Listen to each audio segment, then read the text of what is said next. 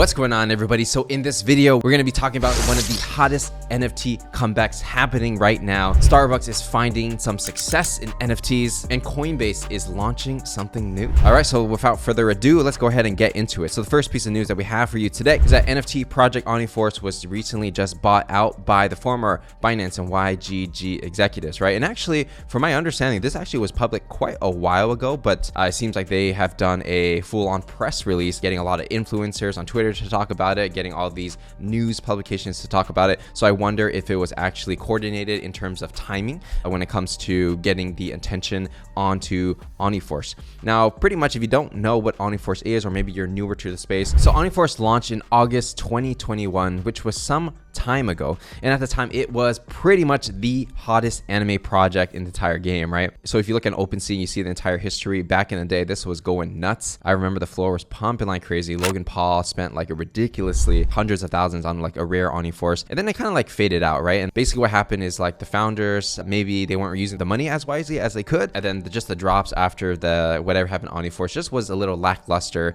The market wasn't really feeling it, right? And that's why, you know, the floor price went all the way down. Now what's interesting is that ON1 Force itself is a brand that everyone pretty much knows, right? So if you're like an OG in NFTs, or you've been here for like a while, since, you know, August 2021, then you know ON1 Force, and a lot of people do have it in their wallets. And so from that perspective, I can understand why, you know, a venture firm or private equity firm would come together and buy the IP, because it's a brand that in the Web3 space everybody recognizes. If they kind of coordinate their media drops and they all talk about it at the same time, then everyone's feeling bullish about ON1 Force once again. It's very similar to how Pudgy Penguins is doing a turnaround once they acquired the brand, and then they're a completely new leadership. Pixelmon also did a turnaround as well, acquired the brand, completely new leadership. And from ON1 Force and what they've tweeted, the original founders are completely out of the company, and it's going to be the new company, right? So they're saying on Twitter right here, founding team is 100% exited the company, turned ownership to old-fashioned research led by the DAO of Way and Goltra, who's going to be the COO of Yield Guild Games, which is a large gaming guild game. So I guess they're kind of pivoting away from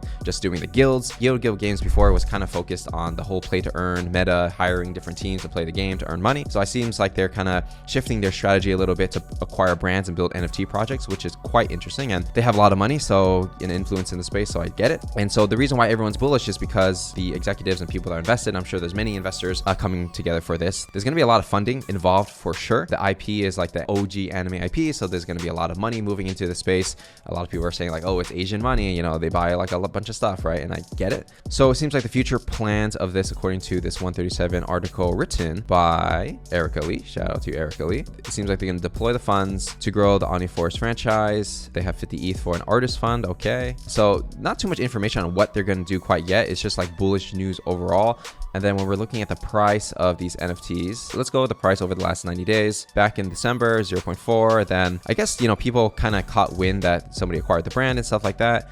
And then only recently they have the whole PR release, and that's why the price is like pumping all the way to 2 ETH, right? I guess a lot of people, you could say, saw it coming, but it's just whether or not you want to take that gamble of like where the price will go. The question I personally have for this particular project, and I think it's something healthy to think about things, you know, a little more deeply and not just buy because of the speculation and hype, but you know, what's going on behind the scenes, right? So it seems like the original founders are leaving. The question I have is, if it was one of the biggest projects, and it was the biggest anime project back in the day, they made a lot of mint revenue, they made a lot of royalties, where did the money go? Is that money just gone and the founders just took it? Or is that money part of the treasury that they have and they're going to continue to build? My guess is that because there's no mention of what's in the treasury, the money's probably gone. The other thing is investment. It's not really clear on how much funds this project has raised, right? So if a private equity firm bought the brand, and let's say there's not too much money in the treasury, well, I'm just curious to know, you know, personally, like how much money did they spend to buy out the founders to buy the brand? And then how much additional capital do they have to raise to inject into the brand to build it into one of the top IPs? But now the fund that actually bought it was started in 2021 by former Binance BP and M&A Lin Zhang and Wayne Fu. So it is $100 million fund that they raised. So obviously they're going to have a lot of capital though to put into this project. And I'm guessing that this is going to be their flagship NFT project that they're going to push. So if you think about it, if they are able to turn around ON1 Force, then they can probably go out and buy other projects and do the same thing. Maybe they can incubate their own projects and then run the same formula and do the same thing again. So I understand the playbook that maybe they're going for. And, you know, if they could prove they can do it once, other people will believe in them. They can do it again and again and again, right? So it's similar to, let's say, like LiquidX, you know, purchase Pixelmon. If they make Pixelmon a successful play to earn game and stuff like that, then they can probably have the leverage to do it again and again and again, right? So those are things that I'm personally thinking about as I look at this from a macro perspective. But obviously do your own research if you're into it, you know, learn more about the project and watch your entry and exit and really understand like what you're buying, right? Are you buying for the art? Are you buying for the narrative that executives with a lot of money are buying into it? And that's what makes it bullish. So these are all things you have to consider before purchasing. All right, next piece of news we have is going to be Bored Ape Yacht Club. You know, there is an update when it comes to the Dookey Dash, basically on their roadmap for this whole project. The next phase is lick the toad, right? So essentially the whole theme is like you lick the toad and then, you know, it's going to be a trippy version of the Dookey Dash. It's kind of similar to the original Dookey Dash, except there's going to be these frogs. You collect the frogs, you get more points, and they're going to have another contest for people to collect the points, and then whoever has the most points is going to win something, and then the game goes on, right? So it's a very interesting way to have a fun game, minting mechanic. You know, overall, when I look at the overall sentiment in the Web3 space, people are pretty like bullish and they like this idea, which is great.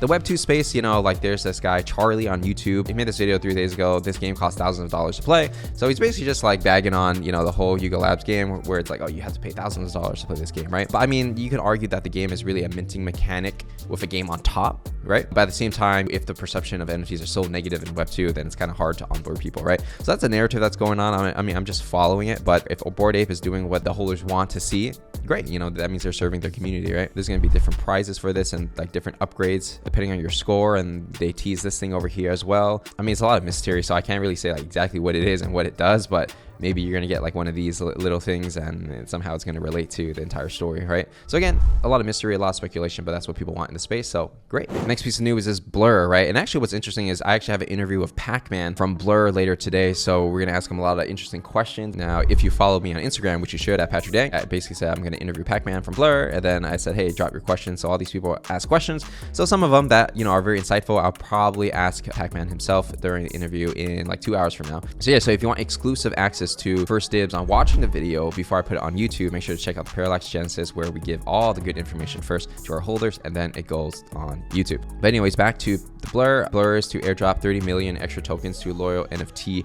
traders. I think this is a mistake here, right? So it's like $30 million, but then this one's 300 million Blur. So Blur, I mean, it depends on the price of what Blur is, right? So it doesn't necessarily mean it's going to be more, it could be less depending on. And it's really insane like how cutthroat these NFT Marketplace War is going on between Opensea and Blur. Blur is rewarding people by giving them free money with the token, but it's like, okay, well, where does this free money come from? And Opensea cut their royalties to 0%, and then they changed it, they got more volume into the platform, and then they changed it to 0.5. So it's like this whole like narrative battle going on. Who is going to win? It's hard to say, but there definitely is a war going on. So I guess we'll learn more when I do the interview. But Pac-Man himself did dox himself. But this is his like VTuber avatar, which is kind of interesting. He's been successful before, right? He's a young, ambitious kind of guy.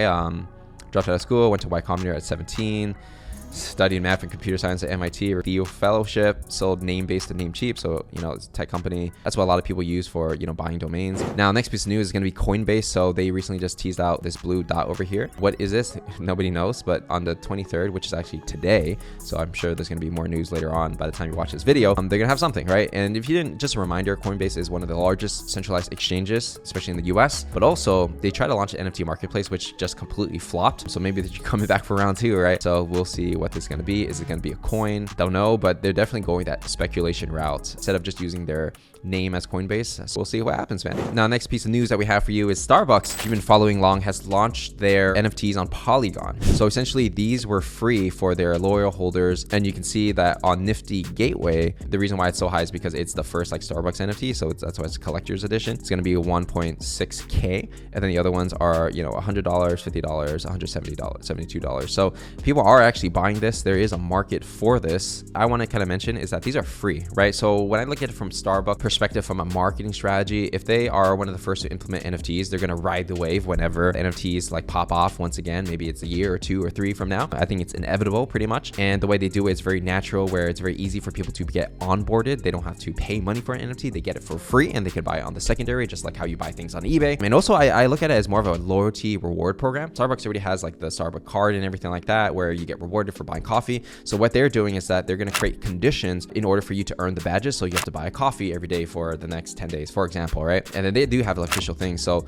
the more coffee you buy, hit certain things that you have to do, the games you play, you interact with their website, even though if it's simple games as experiments and tests, the more you're indoctrinated or, you know, a part of the Starbucks like brand, or you just feel more connected to it. And then you will drink Starbucks every day. So they don't make money on the NFTs, they make money on selling the coffee, right? So if this is just a marketing way for people to collect stamps and be more involved and feel ownership and not just be a consumer, absolutely it makes sense for what they're doing, right? So again, they don't need to do a $10 million mint. That's nothing to them. What they need to do is get people to continue to love the brand, and instead of buy coffee at Dunkin' Donuts, they continue to spend money at Starbucks every single day, getting that coffee, getting food, hanging out with their friends. And I think that's the key for Starbucks to win this game. In the future, you could see that maybe they'll say like, hey, if you have this stamp, you're going to be able to buy these limited exclusive like mugs, for example. And even for me, like a lot of my cups that I have at my house are Starbucks mugs and, you know, containers and stuff like that. So I spend money at Starbucks, and I don't even drink the coffee there because I just like the products, right? And so I can see the future of how they can use this, selling physical products, potentially keeping people engaged to earn digital assets, but then just force them to buy more coffee in order to get the digital assets. So a lot of games can be played there. So definitely if you are a Web2 brand, this is something to watch and observe, because you can take hints from that and then combine it in your Web2 business. And I think right now it's like kind of like far-fetched, and it's like, oh, that seems very difficult to do, and it is. But in the future, it's going to be as normal as running a Facebook ad or a loyalty program. With that said, that's everything we have to cover in this video. If you enjoyed it, make sure to give it a like, subscribe, turn on notifications, and if you want to take your NFT game to the next level, join a community, even take classes when it comes to NFTs and building projects, make sure to check out the Parallax Genesis, where we have all that information for you. Links in the description for our OpenSea, and I will see you in the next one.